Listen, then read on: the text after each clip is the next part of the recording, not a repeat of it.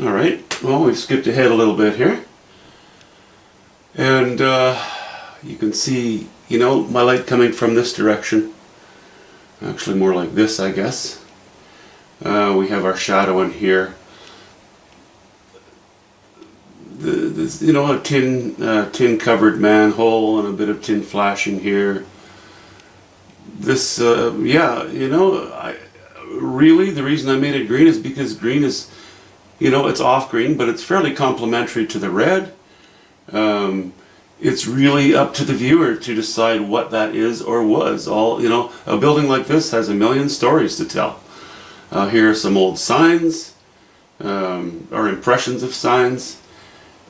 Windows missing here, so that's a dark hole here as well. And in here, it's a large enough space that I'm going to have to imagine what the inside of that looks like without drawing too much attention to it.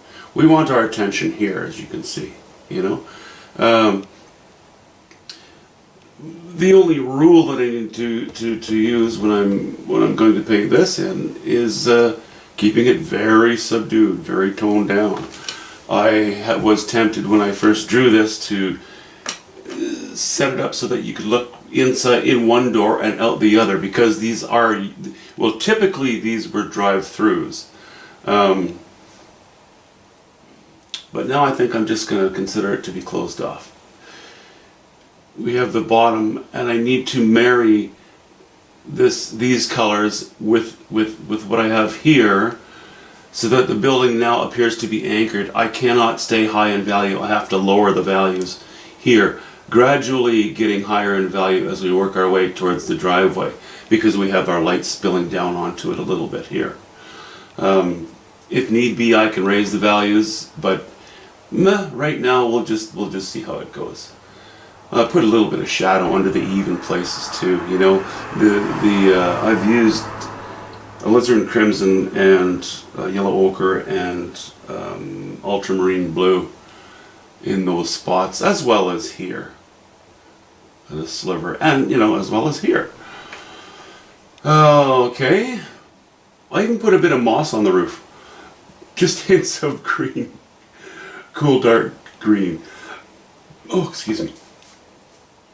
Alright, so down here I thought I would take a little bit of raw umber and mix it with a hint of alizarin crimson.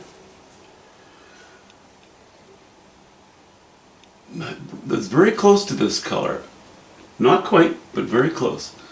So it will help to, to take away the definition of this line from here to here. We'll see if that's going to work.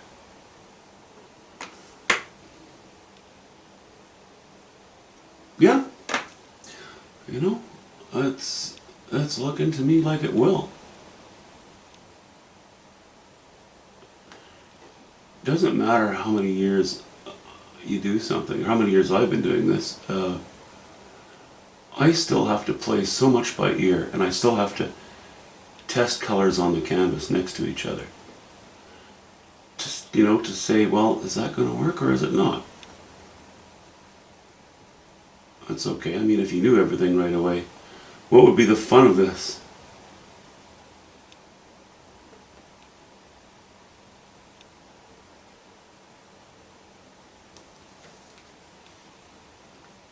The structure of the base is a little different than that of the wall, but I think that's working. My brush is fairly dry right now. I want a bit of that very dark paint underneath showing through. Yeah, I don't think I have to change the color. I think our color is good. As I work my way this way, as I say, I'm going to add, I'm going to raise the value a little bit. And I think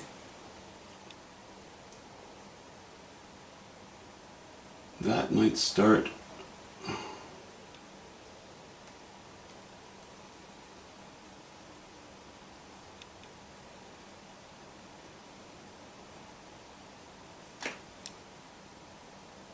might start right about there. So hit more white to it. Again, just raw umber, alizarin crimson.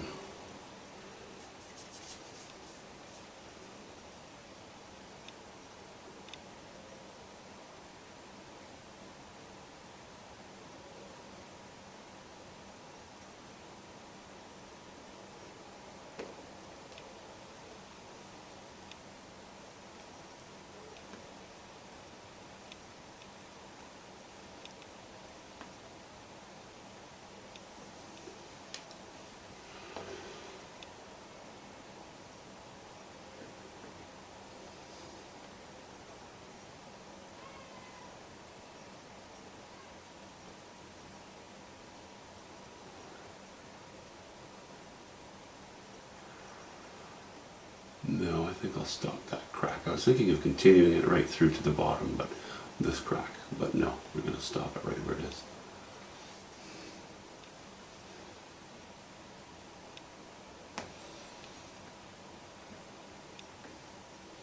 So this driveway, this edge of this driveway is coming directly towards us, so it has to drop down at a bit of an angle, spilling around the side of the grain elevator. Because there's a base for that. Years ago, when they built this one, they just piled rocks on top of each other as a base.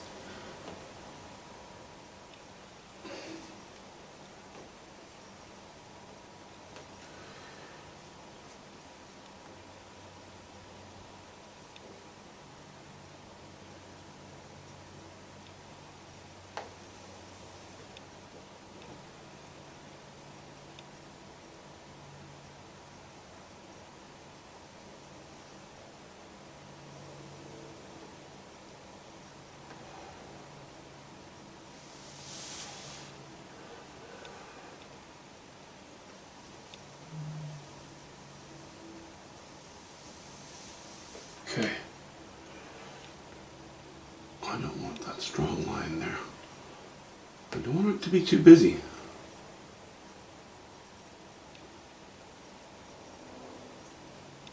Not there, anyway.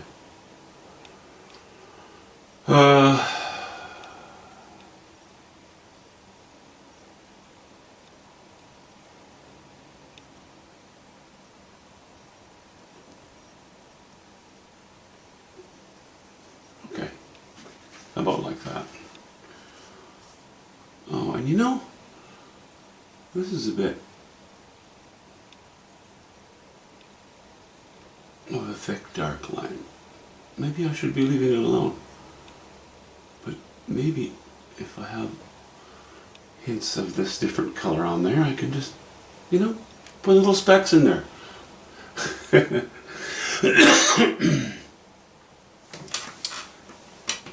I think that'll do there for the moment.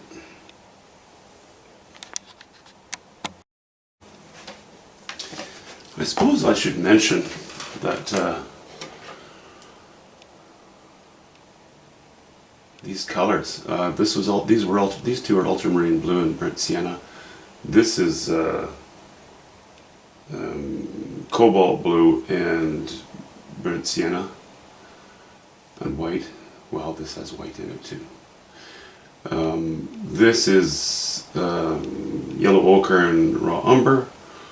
This yellow ochre and ultramarine blue. This is pretty much, well, there's just a hint of raw umber, you know, it's on a couple of hairs, so to speak, but it's really just yellow ochre and white. I wanted these in here. I think they're very important because, remember at the beginning of the painting I said, you know, I'm drawing this pretty much down the center of the painting, this very strong line. This line needed to be broken a little bit, so it's broken with these, you know, slightly jutting rooftops here, and as we get lower down, it's broken a little bit with these signs, and now we get towards the bottom, and it will be broken by whatever shape that I paint in as the surface of this driveway, or probably will be more like remnants of a driveway. Okay, so we have all these vertical lines. It looks a bit cartoonish. Fine, I like it. I think to me it stirs the imagination a little bit. Anyway, okay. Now we come into the driveway, and I've gone straight raw umber with varying degrees of white. As you can see, I have this large dark mass. Every brushstroke has as much to do with designing what the driveway is made of, where the stones are, where the ruts are, how it's sort of decomposing and falling apart over time. It has as much to do with building it as it does to do with coloring it in. I think my main blue in the sky has been ultramarine blue. Now, so far I've just used raw umber. I wanted to keep it warmer, closer to this warmer area. I'd like to cool it off now, but I don't want to use ultramarine blue. As similar as it will look by the time the entire area is painted in, I think that just using cobalt blue only with raw umber, as opposed to ultramarine blue with raw umber, will have a little bit of a cooler tone in the foreground. So I'm just going to keep playing with that idea for the moment.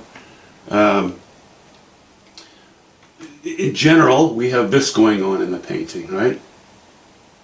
So now we have this line here, here, and here, opposing it, which really I think is sufficient. But part of this driveway, I think, doesn't hurt to see our roof line. Okay, see our design line. That's one opposing the other. So without looking at the whole, we are still opposing certain lines with others. So it's many designs within a larger design.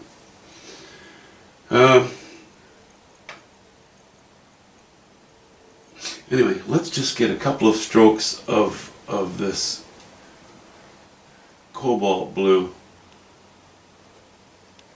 and raw umber in place and see how that begins to look.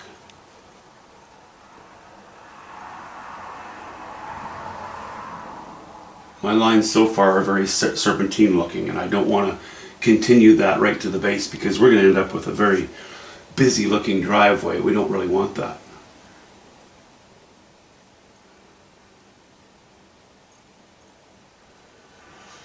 Okay, we're starting like this, and I think we might end up slowly doing this with our lines. Just a thought. Okay, a little more raw umber.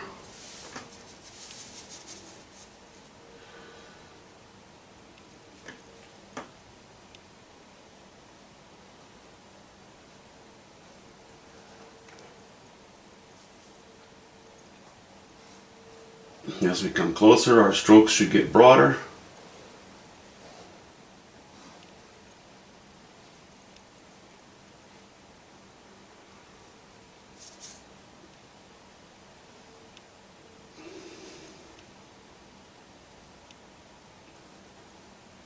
And as you can see, I'm dropping the value. Getting a little darker away from that light that's splashing on the elevator. And ultimately, from here down, we'll be fairly nondescript.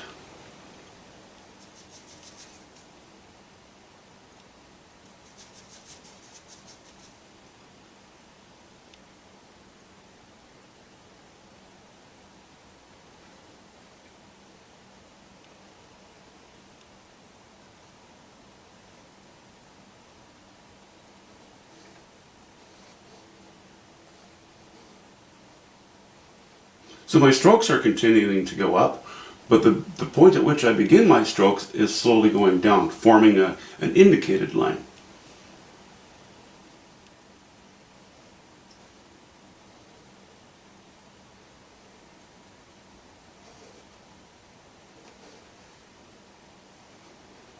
We want this driveway to have some shape and some design. So I think that's coming okay, the way it sits so far.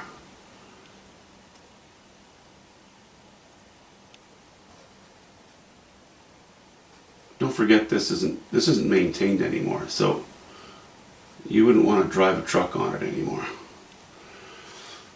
Okay, we'll have another shot of ultramarine blue, or no, cobalt blue, and raw umber.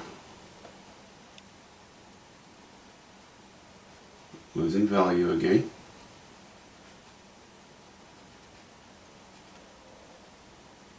When I do things like this, I will often, once the design is pretty much in place, I will go in and I'll remove a lot of these little dark lines. But it's better to remove them later than it is to try to insert them later. You end up with a much cleaner job if you can just leave the opportunities open for yourself.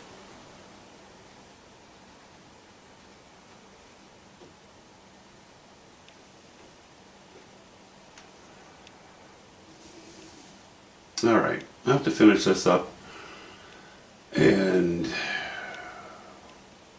design something in here.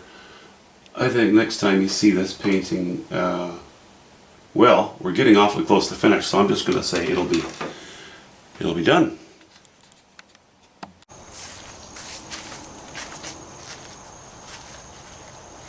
So sooner or later Christmas is coming, and I got a call from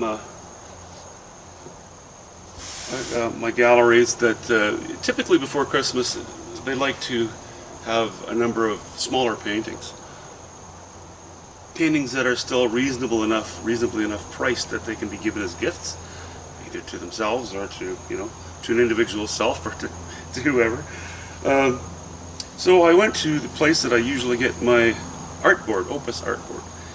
And they don't carry it anymore. It's discontinued. I think they have, this is considerably more expensive, but buying these little canvases, but they probably get a larger profit margin out of it too. So what I did was I bought a number of small canvases. Let's see, I think these are 8/8s. Those will be 8/10s, and these would be 10/12s. 10 by 12. So I just thought I'd show you how I go about doing this with these little canvases. And I'm just going to stain a bunch.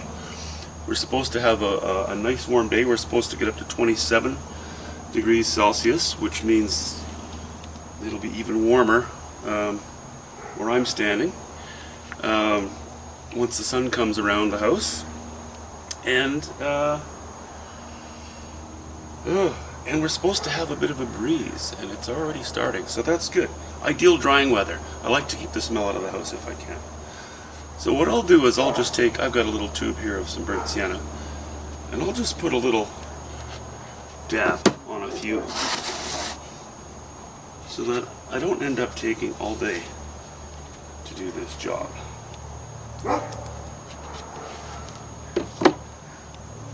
Okay, do those first. And we have some, get the brush, prime it with a bit of paint in there first, and then pick up our paint thinner. I don't like to make my washes too thin.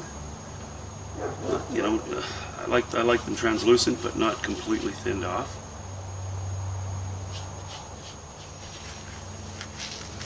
Let's see what I'm doing here.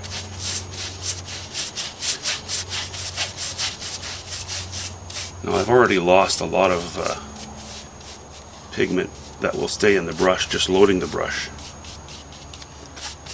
So that'll do this canvas adequately, the little blob of paint that I put on there. But because the brush is already loaded, by the time I get to the next canvas, I'll probably have more than enough for that one, in which case I'll just sort of empty my brush on a different canvas. Okay, it's a pretty thin stain. It's fine. You can go thinner yet if you want. Typically I don't like to go too thin. Okay, so there's that one.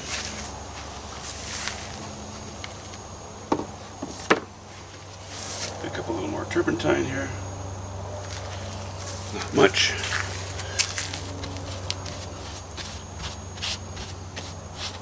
A little more turps, or paint thinner I should say.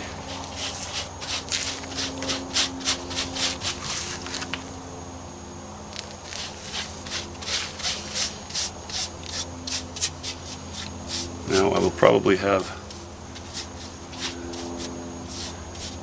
excess on this one.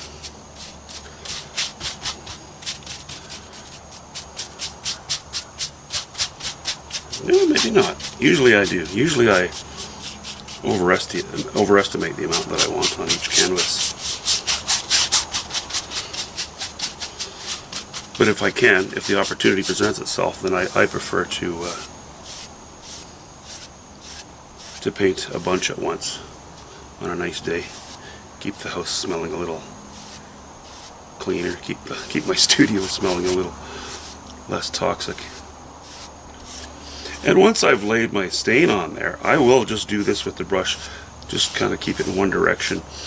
What I find can easily happen, which can be a benefit as well, but I don't usually like that, is if I just leave all my scrubby dub marks on there, then an image, it hints at an image, and that's okay, but I kind of like to start with a blank slate. Certainly if I'm going to paint, if I'm going to do anything plein air, then I just want to start with a blank slate. Okay, on to the next one. You know, dipping into that pile, making sure that I've diluted exactly where the pile was enough. A little more terps. Sorry, paint thinner. Well, it looks like I'm guessing fairly accurately.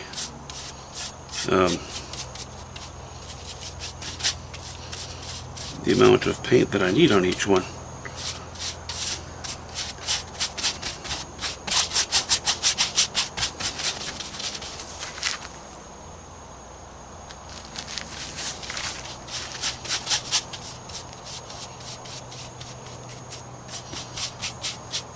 So I don't know, having all these small canvases, provided our weather stays decent. I've had a demand for larger canvases lately, so I haven't done any plein air.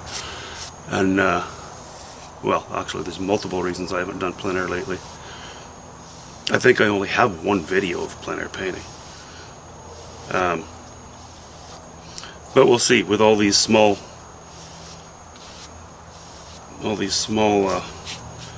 blank slates, it sure is nice to get out and paint a little bit. We'll see what happens.